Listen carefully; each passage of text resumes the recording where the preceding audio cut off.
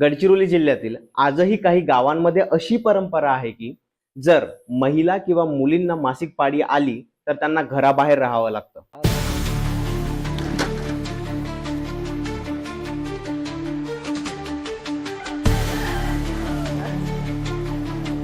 आणि मासिक पाळी संपेपर्यंत ते ज्या झोपडीत राहतात त्या झोपडीला कुर्माघर असं म्हणतात.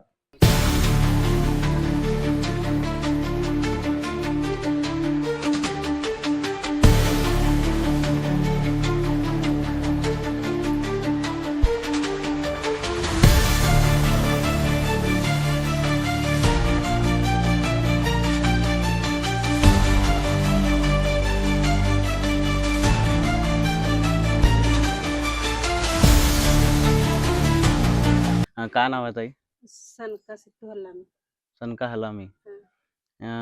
कुर्माघरामध्ये आता तुम्ही किती दिवसापासून आहे? आता किती 5 दिवस झाले. 5 दिवस झाले. हा. आणि कुर्माघरात किती दिवस राहावं लागतंय? किती दिवस पाळी राहते तेवढा दिवस राहावंच लागते. आणि मग इथे दिवसभर मग काय करता कुर्माघरात राहून? नदीवर जाऊन काय करता? कपडे धुतो ना झोपूनच हे जे कुर्माघर हे जे प्रथा आहे तर तुम्हाला काय वाटतं की हे बंद झाली पाहिजे का अशीच राहिली पाहिजे काही? ते तर मला तेवढा हे नाही. जे आहे आपला पहिल्यापासून जे आमचा पुरखाचे लोक केले आहेत. कोण चांगले आहे वाईट आहे हे मी असा म्हणू नाही शकत. हे ठीक आहे आम्ही पाळी म्हणजे पाळी आल्यावर आराम पाहिजेच पाहिजे एक बाईला.